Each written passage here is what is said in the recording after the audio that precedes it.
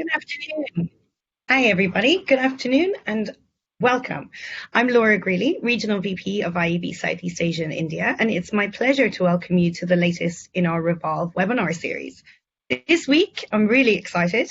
We deep dive into esports, which has been gaining popularity steadily for years, but more so during this pandemic. Esports, though, is much bigger than just playing games. There is an entire ecosystem that drives it, from fans, the community, players, teams, talents, personalities, game publishers, tournament organizers, and of course, media. This becomes a whole new opportunity for marketers, whether it's attracting younger, new audience or just being present where audience are spending more time on. However, there are many options for marketers to jump in, and this can be really daunting. Today we hear from experts in the field who will share their knowledge and their insights. We kick off with a keynote which will help us to demystify the esports ecosystem. We then move into a panel to look at what opportunities are available for brands and marketers in this space. So without further ado, I'll hand you over to Chonggeng Ng, founding member of the Global Esports Federation, for his keynote. Chung, over to you.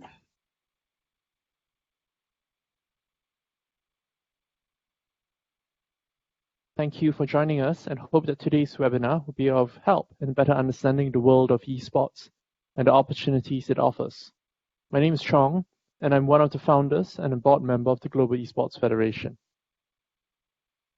The world of esports looks really complicated from the outside, and very often people describe it as a singular whole. I hope that the keynote and some of the other things which we're doing today will help you have a better understanding and how to grasp the opportunities that are here, because COVID and other things, other trends are starting to accelerate the rise of computer gaming and esports. So first, let's take a quick look at some key numbers. For the video games, the average age of the gamers, all these numbers are from last year, and dollar amounts are in US dollars. So some of the key points to take a look at is for video games, the average gamer age is about 34 years and is remaining stable there. For esports, it's about 25 years old. And for sports, which is the closest similar type of entertainment, it is about 47 years old across the top 4 sports. Now, the very interesting thing and the point here to you, which is interesting to you as advertisers and also sponsors, is that the total global revenue, even though the number of viewers is 495 million, is only at $1.1 billion. Well, in terms of sports, the single most popular is actually at $16 billion for NFL. And the numbers are about equivalent to the total number of viewers for esports. What this tells you is that there's a huge opportunity for advertising, for the advertising dollars, especially since it is reaching a demographic which is particularly hard to reach nowadays, because a lot of the younger generation don't really use the television anymore. Okay, next slide, please.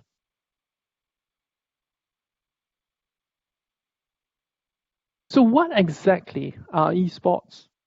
Esports is entertainment based on watching athletes play computer games competitively. It is usually seen as whole, as I mentioned just now, but each genre or and even game title has its own audience.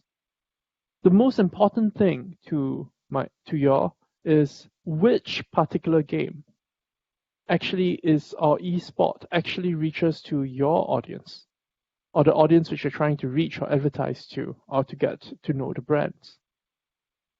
Next slide. So let's take a look at the popular genres.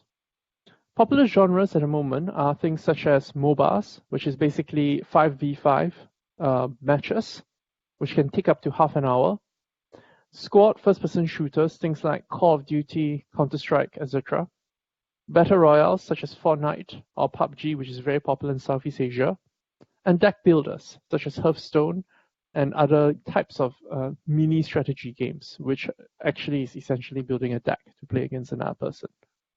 Do note that in Southeast Asia in particular, some of these mobile phones in particular are very, very much more popular, and all of these game genres actually have computer games, or video games rather, which are on a mobile phone. We will cover like the specifics about Southeast Asia during the panel, and if you have any questions, please feel free to ask. But in general, do note that for PC, especially for things such as Dota, which falls under the mobile multiplayer online battle arena, that tends to have an older generation. Older viewership, whereas things like League of Legends and League of Legends and things such as Mobile Legends Bang Bang actually have a much younger audience. Next slide, please. What about video games? What's the difference? Video games is just playing the game. Now, the difficult thing about this is that video games actually has a much wider audience, and in terms of gender ratios, it is actually much more equal. I believe the latest number is about 60% to 40%, and this number is starting to become more equalized as more people play or take up computer games. Do understand also that there are much more casual games, such as Pokemon Go and other types of games, which tend to have a wider audience rather than the very competitive games. So what are methods to reach out for video games?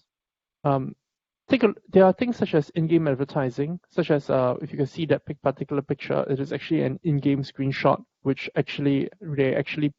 M&M actually paid money to the game owner to put these things in, and that also works for things like massively multiplayer online games, which are game worlds, which are created where people can put in advertisements. Streamers, who are similar to influencers, location-based events, where, for example, Pokemon Go is an augmented reality game. Do ask if you need more information about that. But basically, augmented reality game which are location-based. And so, for example, they hold a particular event for the gamers, which would bring them to a particular area, such as a mall, etc.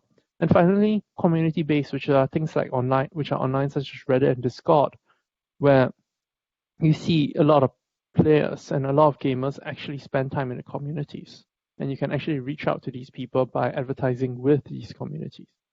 Next slide. Now, for all its attractions, esports and video games has its own strengths and weaknesses. The strengths are, of course, as just now I alluded to at the start, a large, growing and young audience, relatively low cost in terms of how much you need to spend to put advertisements on it, and shorter to market times. What I mean by that is that it takes much less effort for a campaign to be executed.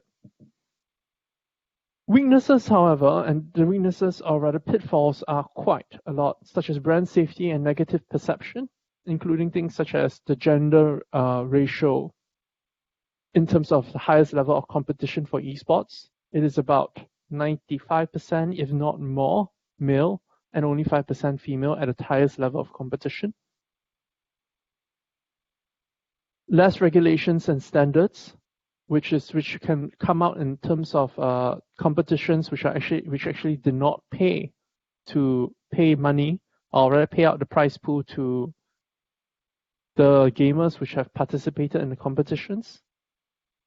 And also high turnover. What I mean by that is that people actually move from computer game to computer game pretty quickly. Esports, however, is one of the exceptions because esports actually helps keep gamers in a particular game. So for the best example of this is Dota, Defense of the Ancients 2, which actually has been running for over 10 plus years. And that's a lifetime for computer games, which has such a short history. Next slide, please. So in view of the strengths and weaknesses, what's the best way to enter the market? I think it's important to look at things such as tournament IPs. So instead of specific game IPs, what you're looking at is multi-sport event IPs, or multi-game event IPs rather, where it is not purely reliant on just one type of game. Also, you can take a look at doing content specific to non-endemics, which could be competitions or other types of things, not necessarily competitions, but also things such as design or similar type of similar things, such as, for example, think of what if you could put the latest design for clothes or to get designers for clothes brand to design clothes for a very, very popular character within a game world? That type of thing. Because at the moment, if you talk about sponsorship, especially advertising revenue, which you talk about a $1.1 billion US number, you would actually realize that a majority of this $1.1 billion US dollars is actually going to endemics, which are computer game brands, headphones, mouse, keyboard, etc. Then the third way, of course, is influencers, which includes athletes and streamers, and there's a huge difference between these two. Athletes are those who are successful at playing computer games, and streamers are those which are more like influencers, which they actually can talk about or stream content or create content specific to a particular brand. And finally, game-specific content, which I've covered just now already. These are some of the key methods of entering, especially for esports, and it is something which you all can start thinking about. At this point, I'd just like to quickly add one thing to note. It's important to understand that although this seems all very intimidating, and you have questions such as where do I start or what games are suitable to us, I would like to say this to you all. The most important thing to understand at this point is that this is an inevitable trend because so much of the youth are actually looking at this. The question is more of you need to take a step forward to actually try or to understand this and speak to people within the industry. I would say that it is not like I myself actually crossed over from banking and finance and also from education technology. And this crossover was made much easier by speaking to people from the industry, from learning and participating in events. Yeah. Because do understand that the esports market and the computer game market is still in its infancy. It is accelerating, trends are accelerating now, but it has not reached the full extent of its potential. So entering now is the correct time because you have the opportunity to see and learn and also to establish yourselves in this area where there is almost no one who specializes in advertising within in the computer game and esports arenas. Could we go to the next slide? Now, let's talk about the future. One of the big issues which we have worried about, and we've mentioned just now, is that we are worried about brand safety because there are all types of incidents such as harassment, such as unprofessional language and similar things amongst athletes, streamers, etc. In fact, some of these people thrive on getting viewers by shocking or by creating content which is controversial. One of the key things which is happening now is actually the creation of the Global Esports Federation, which already has 60 countries on board, even though it was just founded at the end of last year. The important thing to understand about what the Global Esports Federation is trying to do is to create credibility, legitimacy, and prestige for computer gaming by creating a convening platform which brings together the different stakeholders, such as publishers, event organizers, and others. Such as global tech brands, global tech and global brands, as well as, most importantly, our base. What we hope to create by this is to create an Olympic-like organization and to change the image or negative images of this with non-prize pool, with computer game competitions which do not have a prize pool, and where people compete instead of physical prizes for the chance to represent and to show that their country has the correct and necessary people to excel in esports. It also attempts to adapt best practices and other related things, or to help the audience or esports adopt best practices which will allow to allow normalization of computer game and esports in the public's eyes. It is also a non-profit organization and has already started working towards this end. The COVID situation now has only accelerated some of the trends which I've talked about earlier, where most people are actually seeking entertainment online and where people are actually looking at how do we reach out to youth in other methods, because traditional events are not able to continue. So to end off, I would just like to say that this is a good time to enter, and do not be worried about being behind, because there are a lot of opportunities and everyone is starting at the same spot. I thank everyone for listening to this keynote address, and I hope that it has been helpful and insightful to you all. I'd like to hand the time over to Jessica Beaton from the Walt Disney Company and IAB SEA+India Regional Board member, who will be chairing the panel. Thank you.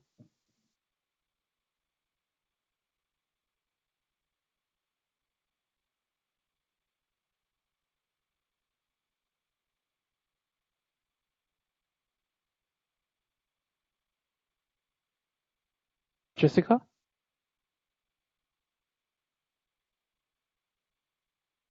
Jessica, we seem to be having some technical issues. I'm going to mute you and then unmute you, and let's see how we do. Can you hear us now? So I'm guessing you can hear me, but I can't hear you. Brian, can you hear us? Yeah, I can. Okay, and tell me, we've got you? Yes, hi. Hi, Dennis. Yep, I'm here. Have I got you? Okay, so just got a little issue with Jessica's mic. Would you mind turning it on and off again? Your side? Okay, Jess, we've got a problem with your mic. If you wouldn't mind to rejoin us in 30 seconds, and I can kick off with the first question until you come back into the call. All right. So whilst we're waiting for Jess to get sorted with her audio, thank you so much, Chung, for your presentation. That was really, really helpful, and I think really helps to set the scene of what we're going to be talking about today. So I would like all of the panelists to take the time now to introduce themselves. Brian, why don't I start with you? Yeah, thanks, Laura. Hi, everyone. My name is Brian. I am the lead producer in Southeast Asia for Yahoo TV and Esports. So what I do is essentially create esports content and partnerships within the Yahoo TV team and also for Verizon Media in Southeast Asia. A lot of what I do involves working with people within the esports industry like Tammy, Dennis, Chong. I've met all these people through working as well. So very happy to be here today. Brilliant. Jessica, could you introduce yourself, and hopefully we'll have your sound back on. Great. Can you guys hear me now? We can indeed. I'm going to hand back over to you. I've just had Brian introduce himself, but I'll throw it back to you, all right? Okay. Great, actually. So we can just keep going. So Brian, thank you for that. Tammy, would you like to say a few words? Hi, so my name's Tammy, and I head up a female league, which I run. And primarily, we try to engage with female gamers who are amateur level to give them a taste into what competitive gaming is like, and hopefully help them create a pathway towards professional gaming and joining a professional team. So my job scope is around organizing tournaments, creating content, and I guess looking for sponsors. Amazing. Thank you so much, Tammy. And we'll round it out with Dennis. Hi, everyone. Thanks for having me. My name is Dennis. I work at the Singapore Cybersports and Online Gaming Association, or else better known as SCOGA, here in Singapore. I think part of my work is to just, run the day-to-day operations, which entail quite a fair bit of work. We are primarily focused on our esports academy and how do we integrate esports into our education system. How do we bring about more clarity in terms of the career pathways that youths can look forward to in the esports industry. Great, thank you. I'm looking forward to digging into all of our questions with everybody today. So I think the first one that I wanted to dig into is, Chong, in your presentation, you spoke about how esports is sort of seen monolithically, both from a gaming perspective, that people assume that it's all one game, but then also from a global perspective, that we don't always look at regional nuance. And so you hinted at some specific Southeast Asia trends. So I'd love to get from our panelists your perspective on how Southeast Asia and APAC differ from some of the global trends. So maybe, Chong, you want to kick us off? Thank you. So from a macro, I'll talk more of the macro level. I'll leave the rest of some specific countries to the panelists. So from a macro level, within Southeast Asia, the most competitive games are actually played on the mobile phone. And also most esports competitions played on mobile phone. So what that means is that the most popular games here would be things such as PUBG Mobile, things such as under the mobile, which is multiplayer online battle arena, the 5v5 I was speaking of just now, in terms of Mobile Legends Bang Bang, and also Arena of Valor, which is under Tencent, and well, other shooters such as Free Fire and Counter-Strike. Do note that there are huge differences even across the different countries. But I'll leave that to the rest of the panelists to comment. Great, thanks. So I know, Tammy, you've had very specific regional experience, and it quite differs from market to market. So what have you seen that is within esports that is quite specific to Southeast Asia or the greater APAC area? So I think within Southeast Asia, we see different countries or different regions more interested in certain titles. And this is generally linked to the efforts of the game publisher in the region. So for example, in Thailand, we see Arena of Valor. That's very, very popular, in part because the publisher has pushed it very well there. In Vietnam, we see League of Legends being one of the top games. And I guess in Singapore, you see Mobile Legends being one of the top mobile games that's played. Okay, so I think that's building on the trend that Chong mentioned during his presentation, that mobile is really the dominant format here. I think, Brian, from a news coverage perspective, do you see any specific differences within our region versus the greater esports world? Yes, actually. I mean, I do see that within the the news coverage. For example, if you are looking at a publication that focuses on countries within the regions of Europe and the Americas, for example, you might see a lot more coverage on League of Legends as opposed to Dota 2, which is a bit more popular within the Southeast Asia region, the Asia Pac region. You also notice, like for example, in the US, a lot of esports events are focused on things like maybe NBA or Madden or Fortnite or Call of Duty, as opposed to within Southeast Asia. I think you see a lot more MOBAs and squad-based games like PUBG and PUBG Mobile, and now Valorant is coming up. So I think there is some differences that we do see. Like if you were a publisher that focuses within Southeast Asia, you tend to focus more on the mobile games because this is the kind of thing that your audience would want to read.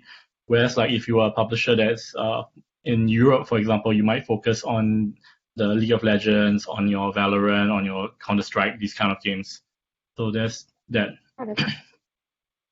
Yeah, great. So I think we're seeing some real trends coming out about where you are, even from a brand perspective, when you're looking to tie up and where you want to focus on. Some of the more social games, the more mobile games really seem to be making that impact here versus globally. So we have one question in the Q&A already. So please, as we go, please plug those in as well. And this goes to a question that David put in, but a topic that we obviously want to continue to talk about, which is the impact of COVID on esports. And again, this was something that Chong, you had mentioned earlier. Esports often thrives. We have Indonesia, esports thrives in person, right? Indonesia's built its own stadium just for this. So how have we seen esports sort of change and adapt to these COVID trends? And to David's question, are there changes in marketing opportunities because of that? So maybe we'll kick off with Dennis on this one. So how have competitions changed in your eyes that you've seen? And then we can go to some of the other panelists. Thanks for that question. Absolutely, right. I think, because of the pandemic, a lot more of these activities have shifted, to the online space. In Singapore alone, the number of competitions in the last 6 months has really increased significantly. We have a lot of even government agencies really looking at trying to engage the youths online, sometimes in school as well, and that even entails having mini competitions or even slightly larger scale ones that happen in school or community centers. So yes, there's been a large increase in that space, and even the brands are really looking to it. Not just the endemic brands, but the non-endemic brands as well for esports. We have F&B brands coming to us, fashion brands coming to us asking, how can they integrate their marketing strategy into esports right now, given that a lot of the offline activities have already been cancelled or postponed indefinitely. So yeah, it's a brave new world, right? I think a lot to do and a lot to explore. Okay, great. And just from some of the other panelists, maybe Chong or Tammy, have you seen a shift maybe from a centralized version to something that's slightly less so with the rise of the online tournaments?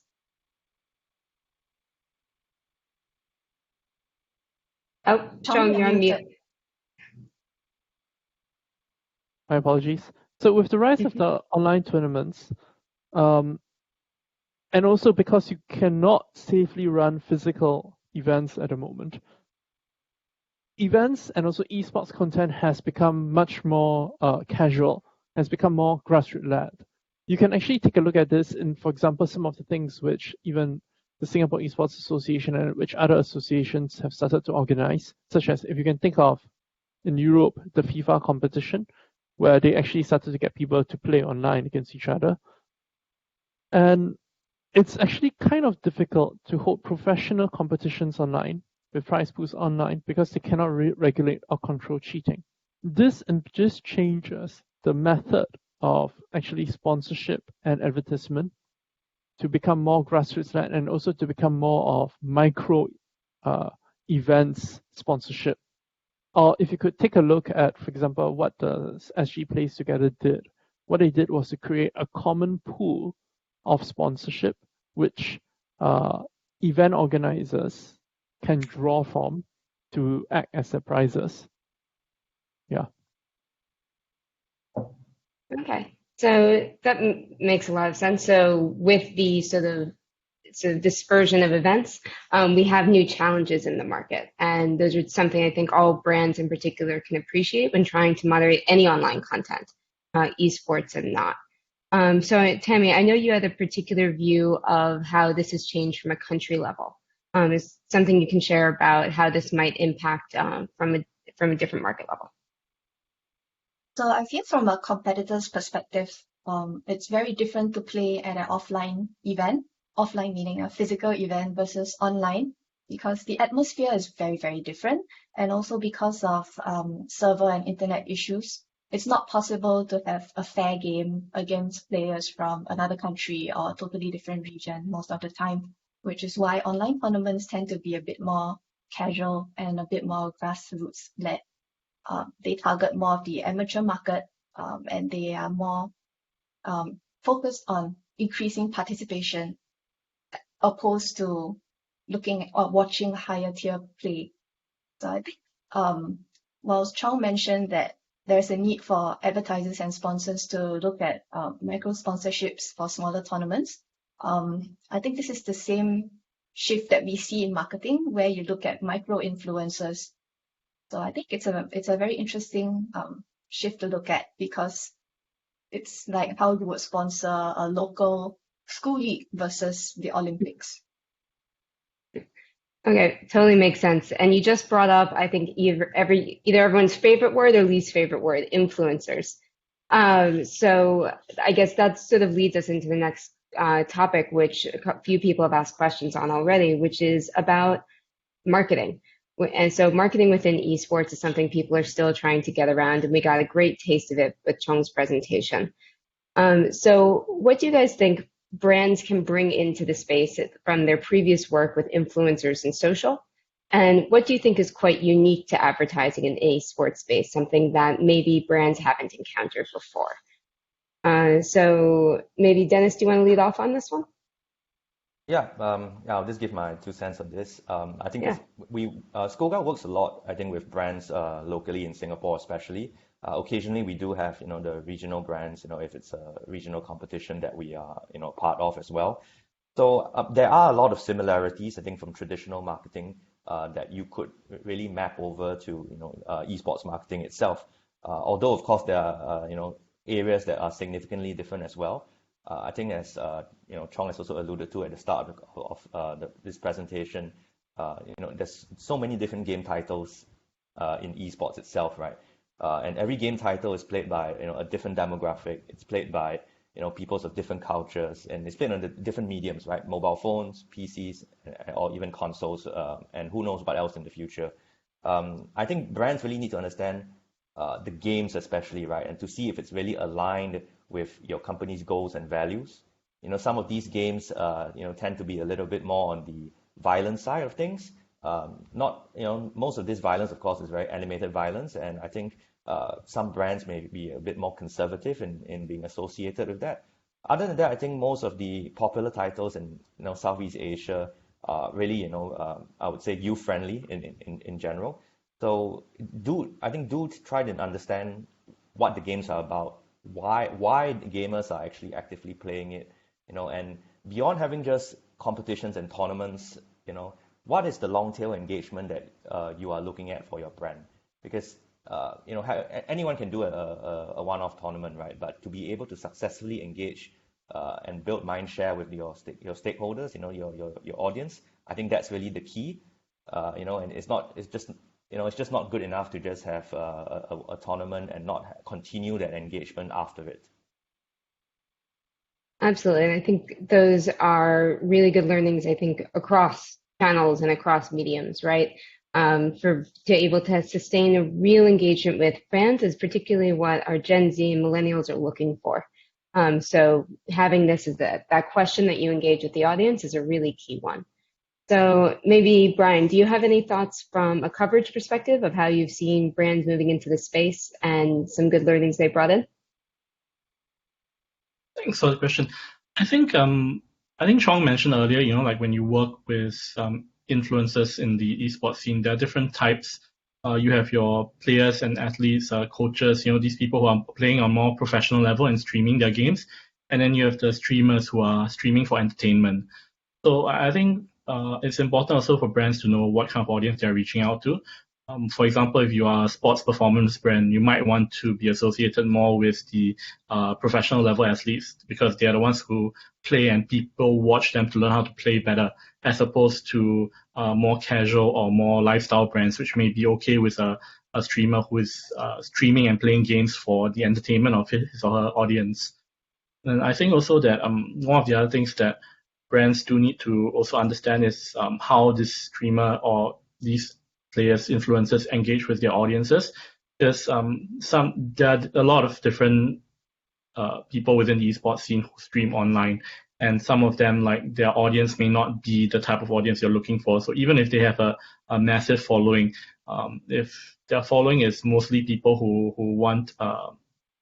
watch, for example, the streamer for the way that he or she reacts to certain things, it may not be entirely appropriate for your brand, depending on how this person's personality is. So I think one of the things that I have seen and heard also within the esports industry is sometimes when certain brands approach certain personalities within the scene, and there seems to be a bit of disconnect between what the brand wants to do and what the personality is able to bring or to share with his or her audience. Got it. Absolutely. And again, just bringing that knowledge about how we work with influencers outside the esports space, that sounds like a challenge that brands have had before, and they're bringing it into that. So we do need to bring in those learnings together.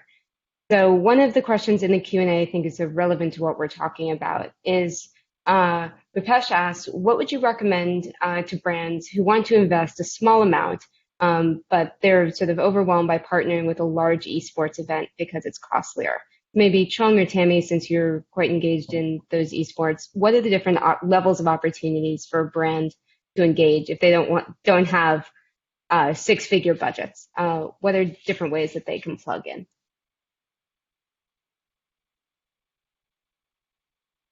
Chung, maybe you want to take this? I think that. Hello? Sorry, can you hear me? Yep, we got you. Sorry, yeah. Okay, so I think that in terms of advertising, especially for smaller events, it's better to look at and partner with existing smaller scale or grassroots-led tournaments. What I mean by that is you can actually look at, for example, universities which have university clubs and which organize some sort of events for the local level. In Singapore in particular, you can also look at tie-ups with Singapore Esports Association or SCOGA, in fact, which Dennis is from. Because, for example, SCOGA runs Campus League every year. This is a specific and good example where you can actually put some form of sponsorship. Another thing important to remember is that you do not necessarily need to go for cash prizes. Cash is helpful. Everyone here who is an event organizer will agree. But the other thing which is also very helpful is also looking at things such as in-kind sponsorship for prizes. So you could do things like dinners or meals or things of the sort. So for example, you could do a competition where the winners of this competition every week or every Friday will get some sort of food delivery to the house. So that's something which is particularly relevant for the current COVID situation. And you could also get some of these people who get these deliveries to produce content or things of the sort. So there are all types of ways which you can do this on a smaller scale level. Tammy, do you have any other thoughts? My point of view as a tournament organizer is that the larger tournament organizers generally have set packages which they sell to sponsors, whereas the smaller tournament organizers, like myself, for example, we are more willing to accommodate what the clients want, and we are very mindful of the KPI that they're looking for, and we tailor our packages according to what they want.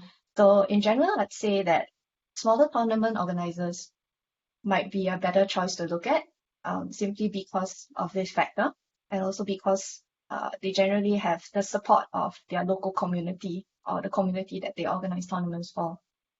So it will be very important to look at organizers who have a good track record and have credibility. Okay. No, really appreciate that, guys. And I think coming from a brand perspective, one of the key things that I think any brand looks for when they're looking to invest is also measurement. Now, maybe you can share just very quickly, how do we measure success when it comes to investment in esports tournaments? What are the kinds of things that the brands can ask about or track to show success in that partnership? So maybe Dennis, do you have something you can share on that? And then we'll maybe loop back to Chung or Tammy. So, yeah, can you just repeat the question again? It was I had a bit of static in my headset, yeah. No worries. So if brands are investing either in the large scale tournaments or, as Tammy and Chung said, maybe some of the smaller ones, what are different ways that they can actually measure success as part of that partnership? Right. Okay. Yeah. Thanks for that. So let's start with the big events, right? I think speaking from a Singapore's perspective, we do run one of the larger community game shows annually, right? And I think we work with more than 20 different brands on average every year. And I think a lot of them are really looking to tap into a space which, traditionally speaking, is a bit hard to reach because our events are normally geared towards the campuses and schools in Singapore. And I think often if a brand were to want to, so-called enter the school's marketplace, they would face a lot of, resistance from the school itself because they don't want it to be too commercial. And I think we come from that angle where we are able to integrate the brand, whether it's a product or services, better in a way that the schools would feel it's a little bit more kosher for their students, right? And that way, it's a win-win for both parties. Not only will your brand be seen your product be used by students. For example, we do road shows regularly at schools. This, of course, was pre-COVID. Who knows what the future will be like, but I think that it is something that we're still looking into. And I think the brands, are really satisfied at the outcome because they really get to speak to that audience, the students, right, who will be consuming their products or services. I remember some time ago we worked together with this so-called a sweets brand, right? And they're this very old traditional sweets. Not many of the youngsters have heard of them. Only people maybe who are slightly older have. They wanted to actually, reinvent and try new flavors, but they didn't want to do it, in a large scale. So they took part in some of the road shows that we did, and they, created a few samples to get instantaneous, feedback from the students to see whether they actually enjoyed some of these newer flavors, right? The little more trendier flavors. So that's one way, I think the bigger brands can really engage with the larger scale events. Find little corners, little spaces where, little pockets of places where you could, insert yourselves into, and work together with the organizers to do that. Now, for the smaller brands, I think this is something that is really in abundance right now because of the COVID situation. There's really so many options out there in the market. There are tons of tournament platforms that have, tournaments almost weekly or some even daily, right? And, I think as Tammy has shared as well, work with the organizers, customize something, and a lot of them do accept value in kind, right?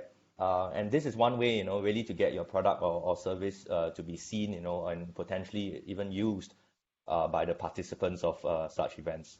So I think, that's how I can, provide my input. Obviously, there's a lot more intricacies to it, and but happy to share, given the opportunity another time.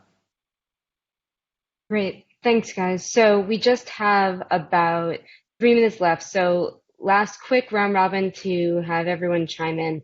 And the question is, where do you see esports going in the next few years? So in a 2 or 3 year horizon, what is one trend that you want to call out that everybody should keep an eye on? So we'll just go around quickly. If everyone just gives a 30-second answer, we'll be able to wrap on time. So maybe Tammy, do you want to start? Sure. So I think in the next 5 years or the coming 5 years, I think there'll be great interest from brands, both endemic and non-endemic brands that would like to come into esports. So I think it's important for these brands to remember to treat the market and the audience very sensitively, because once you lose their respect, it's very hard to gain it back. The internet does not forget. And yeah. So if you show that you're trying to understand and you're trying to integrate and you're being very supportive of what they're doing and not just trying to capitalize on it or, be part of the next big thing, gamers are actually very welcoming, and they're very excited to see integration of non-endemic brands, especially with their own, their own love titles. Great. So I think the advice would be to be very sensitive. Okay, that's great, and that's great advice. And I'm sure as a person who runs a tournament as well, the tournaments and the teams are open to working with brands to make that connection, right? So brands aren't on their own in that space for sure. So Brian, what's your trend that people should look out for? I think for me, the trend to look out for is always the new technologies that are coming in. For me, I have seen a lot of ways that they incorporate, for example, the AR and VR aspect into games at the moment already. For example, last year at quite a number of events, League of Legends and Dota 2, so they incorporated AR to have like AR performances for both viewers at home and within the stadium. I think with the upcoming 5G around the world, I think this can be even faster because there's a lot more that can be done, right? I think even concert organizers are probably looking at it now. Like you can host a concert in one country, you can film the singer in another country, and you can broadcast it to the world. So I think definitely with COVID, and the situation, people may not be able to travel. Like TI10 has been cancelled this year. So these are the kind of things that can still bring a community together, and at the same time, give them that feel of being there, but also within the safety of their borders.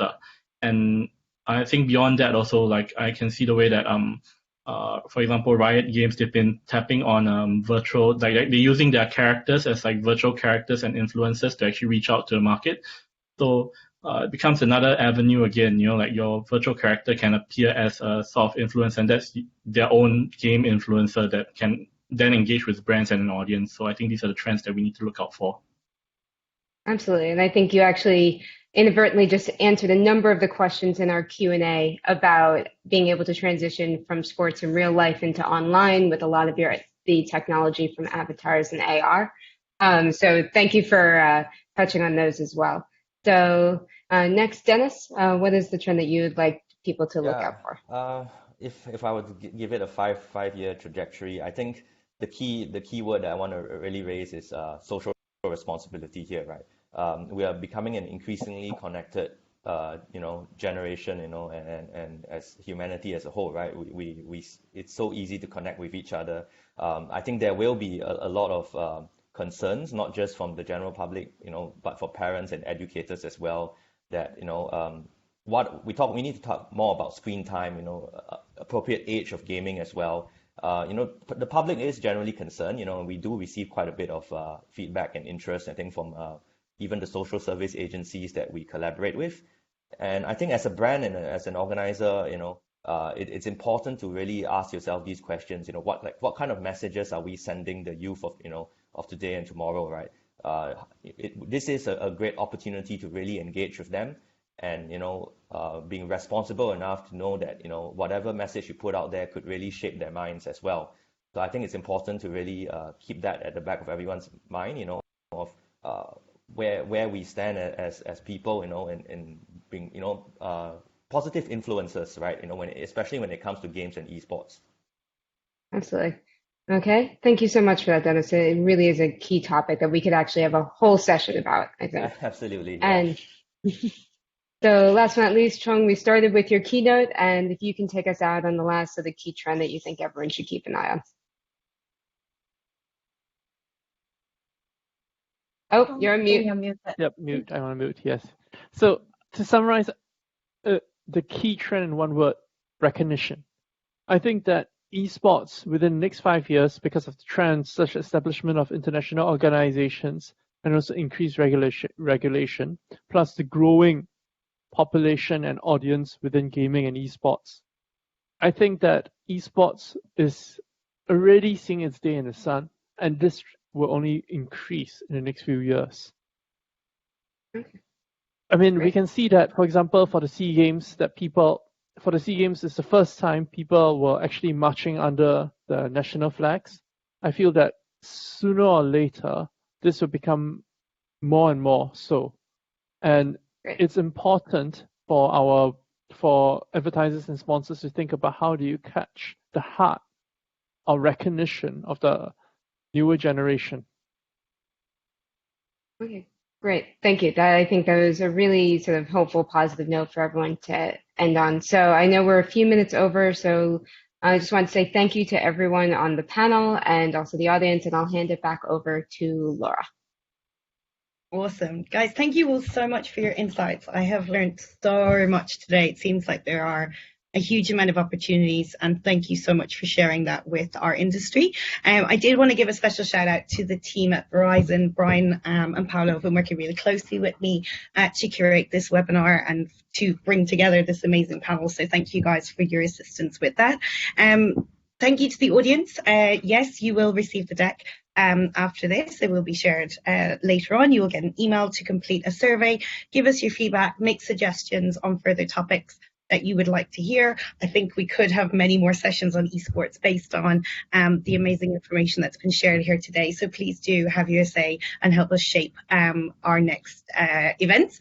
To hear more about our future webinars and events, please sign up on our website, and we will also be putting together some of the key takeaways from this session for you as well.